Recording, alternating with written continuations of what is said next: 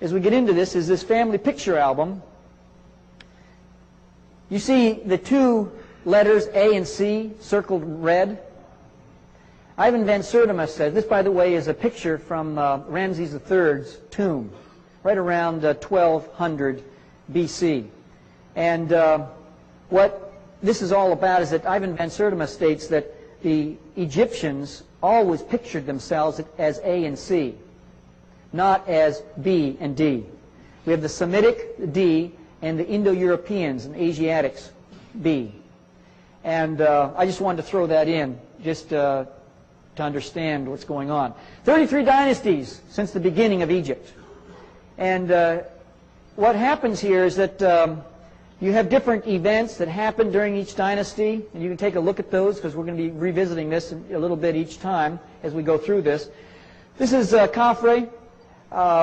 Thutmose III put a plaque between the paws of the Sphinx of Giza, stating that Khafre had something to do with the construction of the Sphinx. Now, some folks believe that he was the one who designed it. It was designed after him. There's an artist out of New York City who works for detectives and police, getting skulls and then reconstructing the facial features of the skulls so that they can identify who the victim was.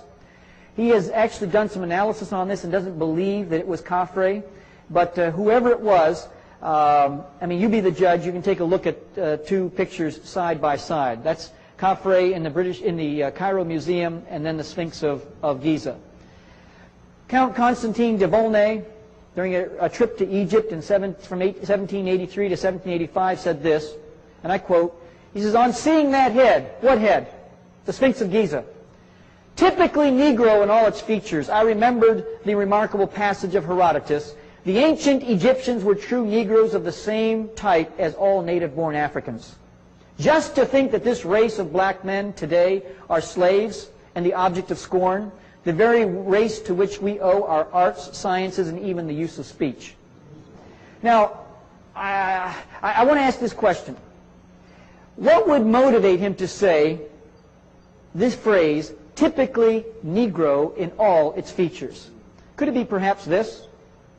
This was an artist's conception, Vivant Denon, who accompanied Napoleon's army, 1798. This is his artist's conception of the Sphinx of Giza. Before what happened? Before the lips and the nose were shot off by Napoleon's troops. That is verifiable because Denon was an eyewitness to those lips and the lips and nose being shot off by the soldiers. Why did they do it? We cannot climb into their hearts in the 21st century and figure this out, divine the entrails of frogs, and try to figure out why they did it.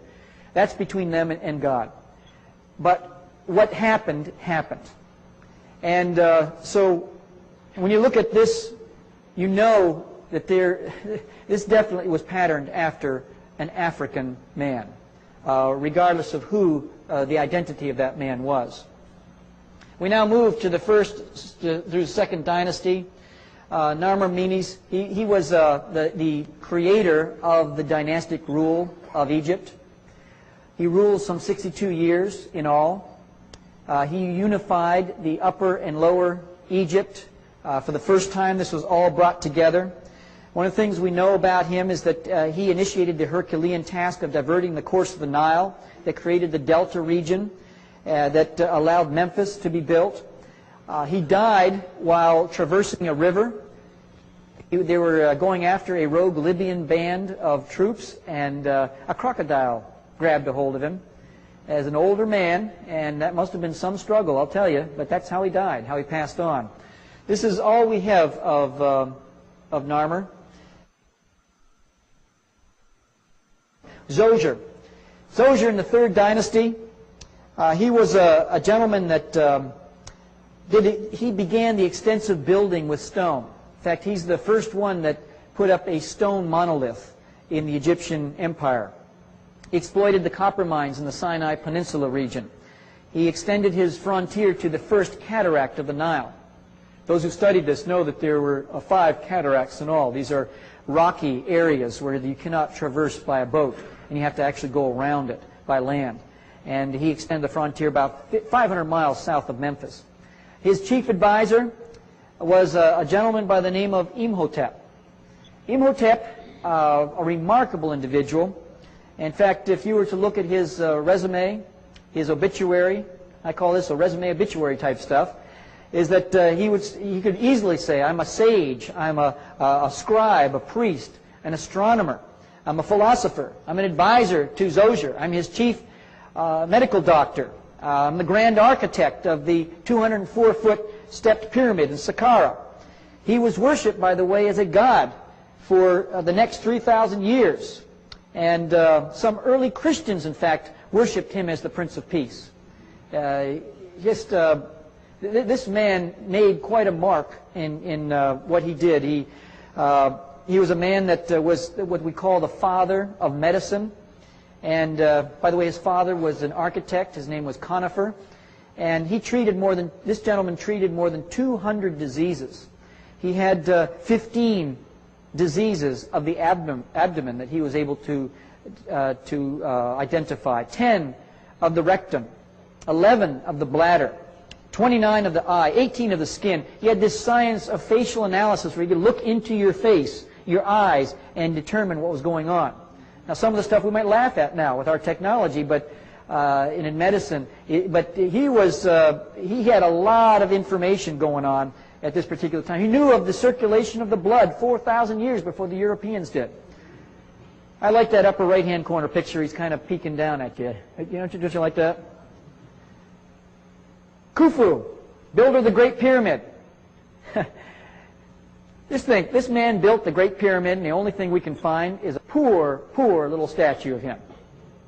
This is the only likeness we have of Khufu. He built the 140-foot ship that we see there, and if those have been in the sands of Giza, you can see that ship. It's in its own house. It was a ship that when they had the pyramid set up, they built a kind of a cavern or a pit, and they put the ship down inside that pit, and they pulled it out, and they were able to. It was supposed to be a ship that was to take him into the afterlife. That was the religious ideology of the day. Menkaure, builder of the third Great Pyramid. By the time he came along, the national coffers were pretty much depleted. His pyramid is not nearly as incredible as the first two. I'll tell you, you take it on its own rights, and I'll tell you, it is an incredible work of art. He was known as a just man, as a man of meek spirit, a quiet man, mild temperament, forthright. He studied a lot of religions of his day, and just a very knowledgeable, well-read man. We now move to this particular part in the 11th dynasty, Mentuhotep. This particular gentleman was a man who was regarded as the greatest person of the 11th dynasty, the actual founder of it, the king of the upper and lower Egypt, and his wife, Kawit, in the lower right-hand part of your screen.